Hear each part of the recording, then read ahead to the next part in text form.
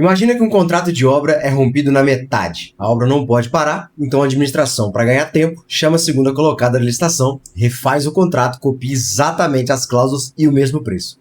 Parece uma coisa prática, só que tem um detalhe. Aqueles preços já estavam com preço acima de mercado. E aí vem uma pergunta que vale milhões. Quem paga essa conta? Só quem assinou o contrato? Ou quem deu o parecer? Quem fez a planilha? Quem estava na cadeia de comando?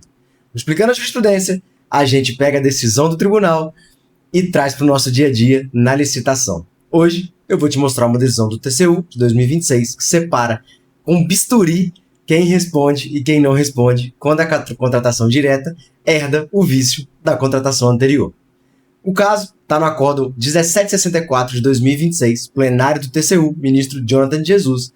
É uma tomada de conta especial, aquele processo em que o tribunal instara justamente para codificar o dano e apontar os responsáveis. O cenário é o seguinte: uma estatal federal de infraestrutura tocando as obras de um grande lote que faltava de uma ferrovia, mais de 100 km de extensão.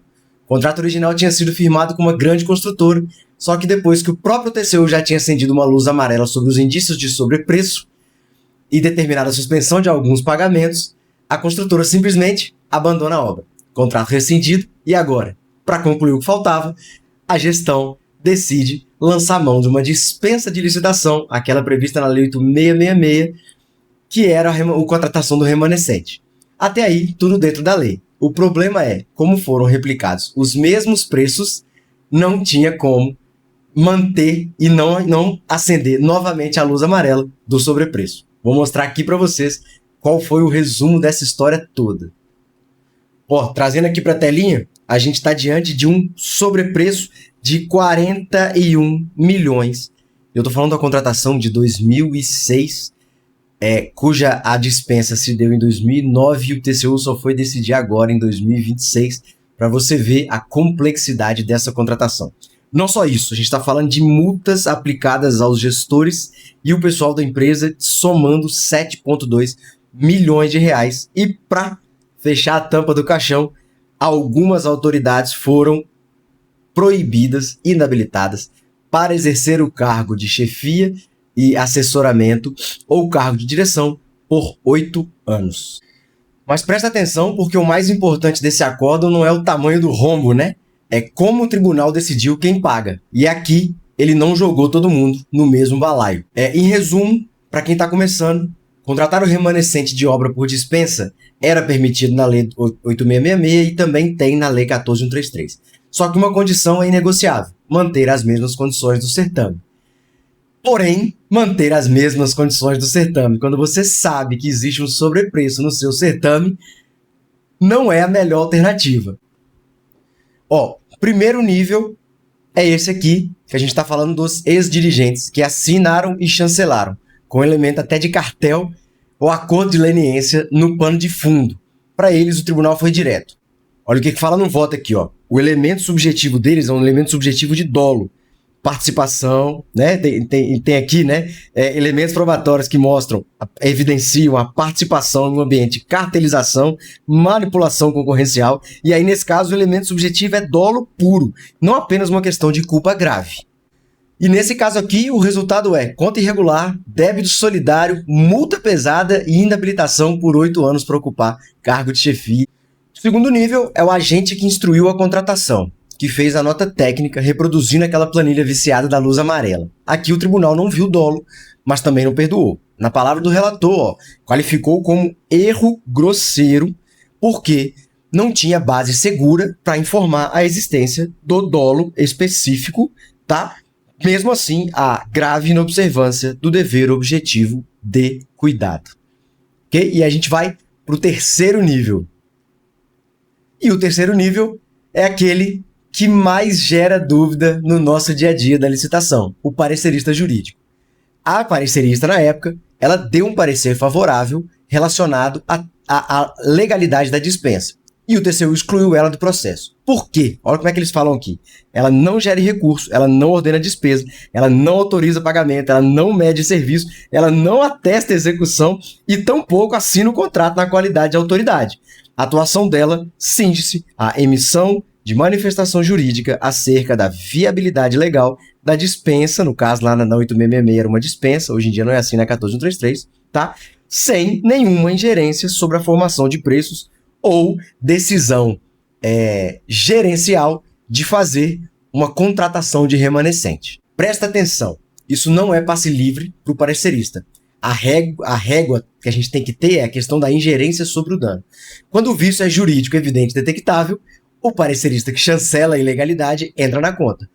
E aí é aquilo que o STF já tem naquele antigo mandato de segurança 24.631, né? Mas aí, beleza, professor, o que eu faço com isso amanhã, na hora que eu estiver dando o meu parecer? E aí a gente vai para as interpretações desse acordo. A primeira delas, já que ele é um acordo do 8666, a gente tem que fazer algumas distinções.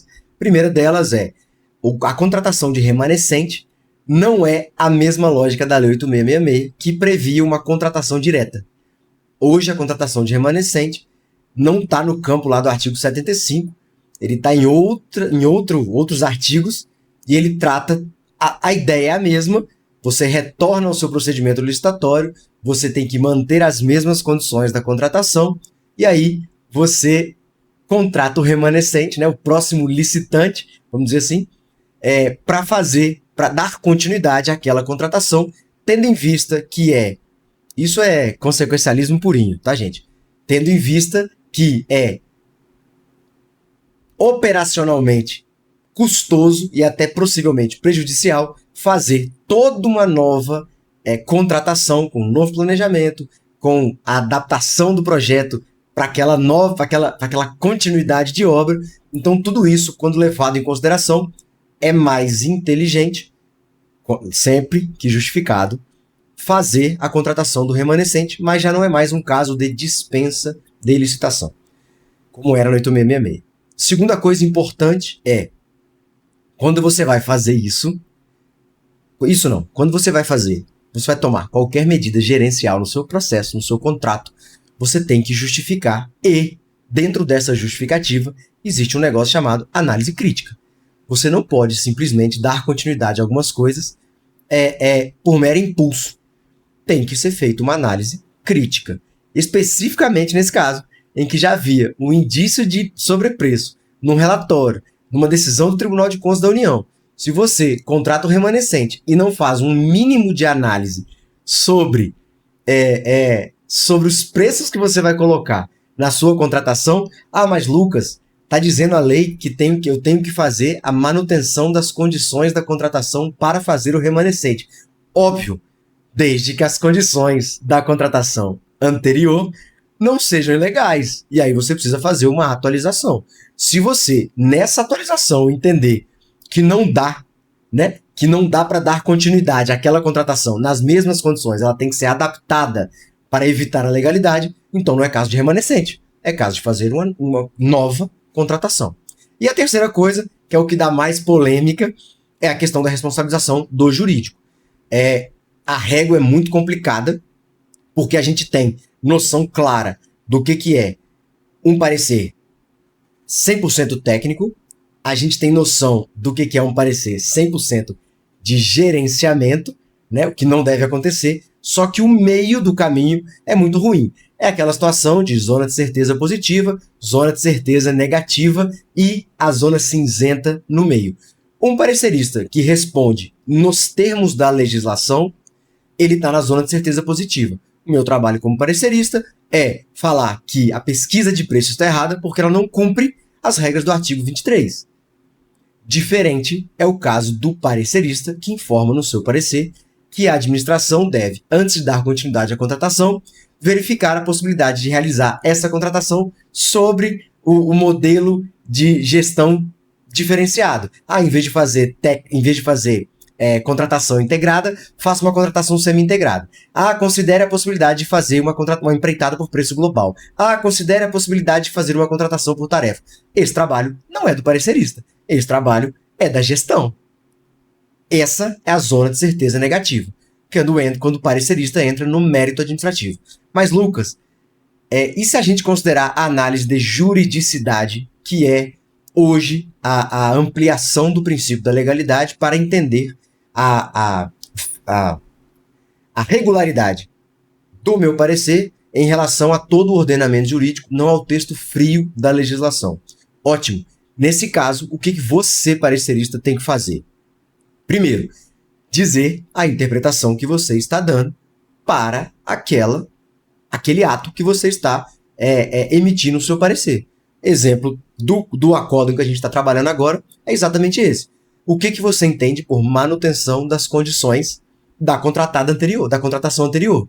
Lucas, numa análise de juridicidade ampla, eu entendo que não dá para continuar essa contratação, não dá para a gente fazer uma contratação de remanescente nos mesmos preços, porque se eu mantiver as condições, eu estou descumprindo a legislação dado o indício de sobrepreço. Então você vai ter que escrever no seu parecer, para evitar que o seu parecer seja entendido como uma análise de mérito, que você não pode fazer, você tem que escrever a interpretação que você dá para o termo, como aquilo se encaixa no ordenamento jurídico, e essa sua interpretação se torna uma ilegalidade. Então não dá para o contratante, para a sua autoridade competente, dar continuidade àquela contratação. Exemplo que a gente deu aqui não dá para... Eu entendo que parecerista, entendo que a contratação integrada precisa de um mínimo de especificação. A especificação em uma linha, num estudo técnico preliminar, sem a indicação de outras características da minha necessidade, não cumpre o texto legal. Portanto, entendo que está ilegal fazer uma integrada quando eu não tenho o mínimo de especificação. Pronto, você fez o caminho de raciocínio que você tem em interpretar o ordenamento e encaixá-lo na legislação, no caso concreto.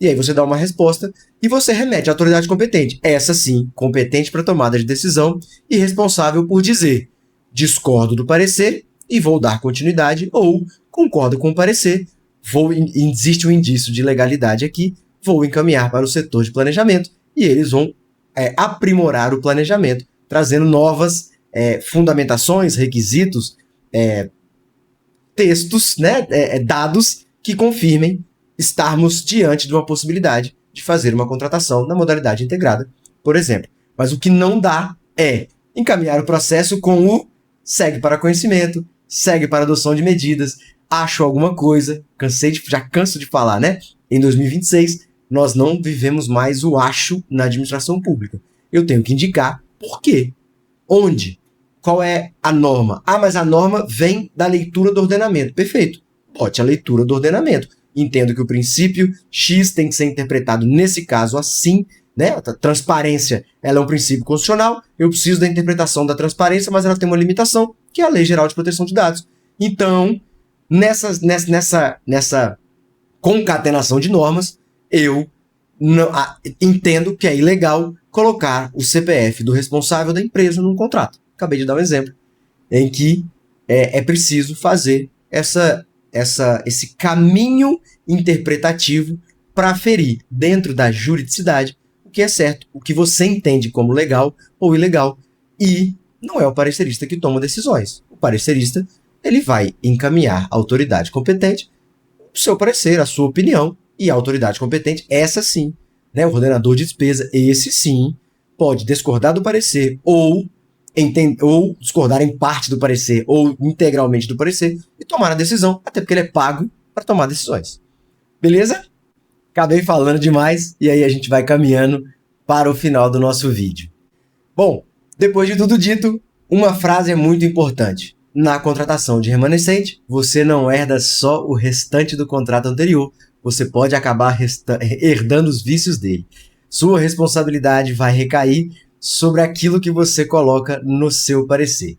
Agora, gostaria de ouvir de você, na sua leitura, até onde vai a responsabilidade do parecerista, tema espinhosíssimo, e eu aguardo você aqui nos comentários para dizer para a gente como é no seu órgão, como é o jurídico do seu órgão, quais são os pareceres que ele traz. Vejo você nos próximos episódios e nos próximos vídeos. Até breve.